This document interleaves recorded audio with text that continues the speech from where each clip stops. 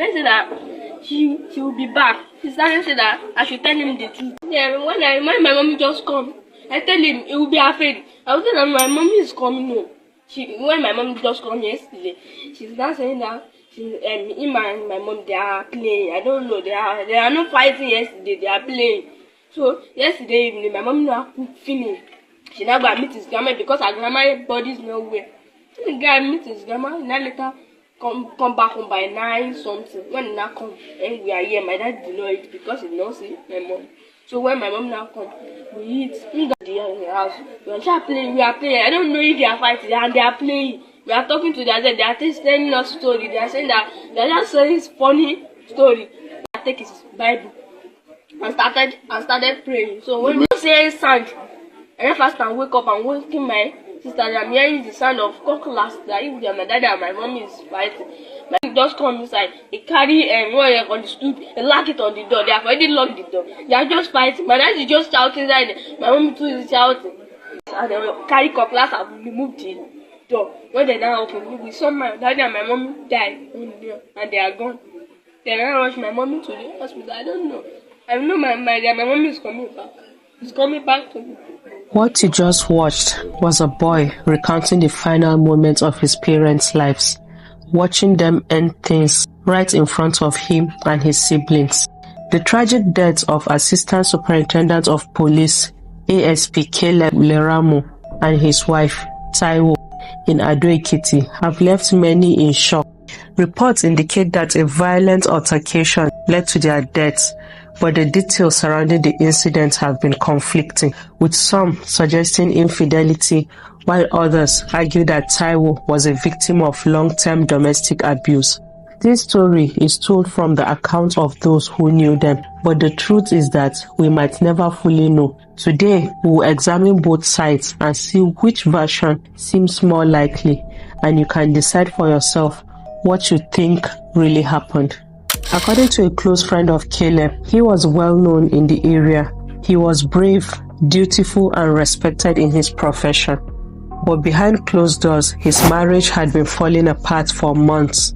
He allegedly suspected his wife of having affairs and kept a close watch on her movements. Then, earlier this year, in January to be precise, he caught her red-handed with another man and even had the alleged lover arrested. However, at the police station, Caleb was advised to address his marital issues at home rather than making it a police matter. But from that moment on, things only got worse.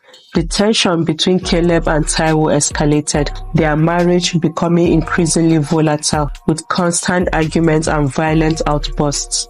On the other hand, a neighbor who preferred to remain anonymous insists that Taiwo was not unfaithful.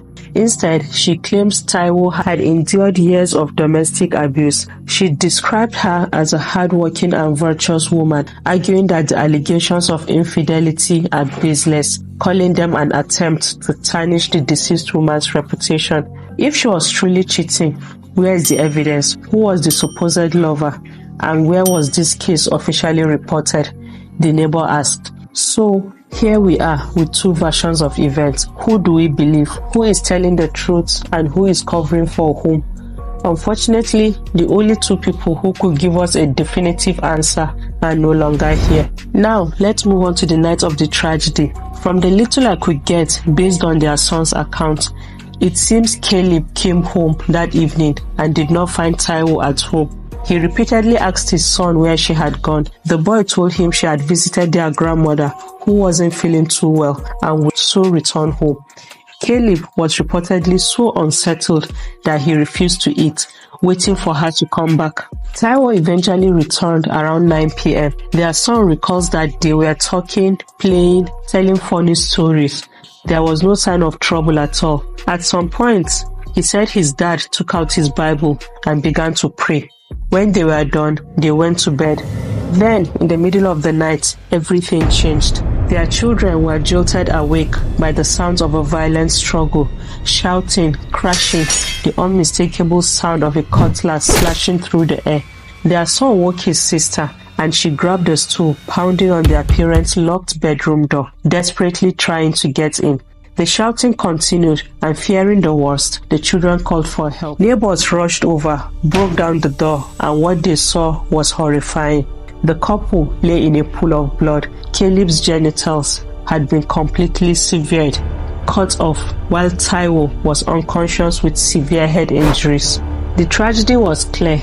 Taiwo had, in a moment of rage, cut off her husband's manhood, and in retaliation, Caleb struck her on the head with an object, probably the bloody cutlass recovered from the scene, killing her instantly. He later succumbed to his injuries as well. By morning at around 7 a.m. on February 18, 2025, the police were called to their home. Both were rushed to the hospital, but it was too late. They were pronounced dead, and their bodies were taken to the morgue. The Ekiti State Commissioner of Police has ordered an investigation into their deaths, though I can't help but wonder what's left to investigate. There are still unanswered questions though. Some speculate that Taiwo may have drugged her husband before attacking him because, let's be honest, I know guys are super sensitive down there. How did she manage to do that without him resisting, unless of course he wasn't fully conscious? But then, if he was drugged, how did he still have the strength to fatally wound her?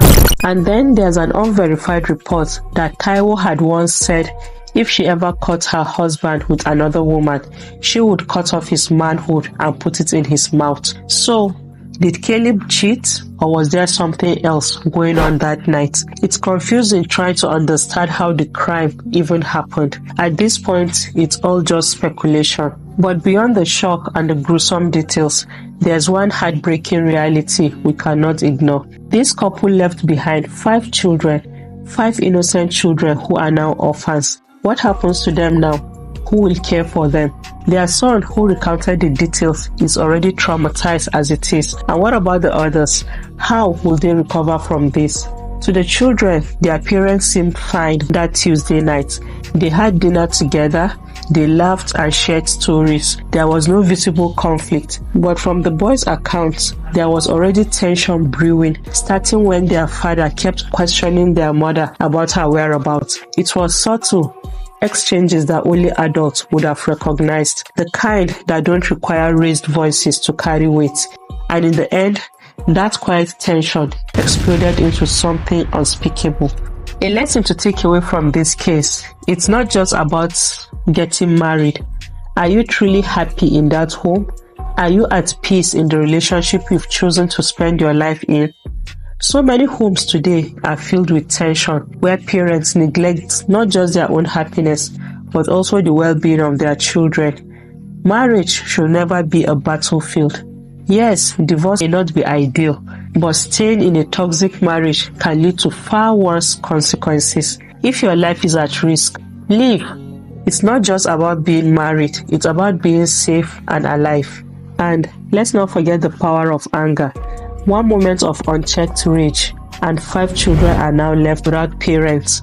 Children orphaned due to their parents' inability to resolve their conflict peacefully. This entire situation is heartbreaking, and now all we can do is hope these children somehow find peace. May the souls of their parents rest in peace. So please share your thoughts in the comments. Whose side of the story do you find more believable? Which version sounds more plausible to you? Taiwo's infidelity or Caleb's recurring abuse? What do you think was the real issue in this tragic story? Share your thoughts in the comments. And that's it for this case. Thanks for watching, and I'll see you in my next video. Bye.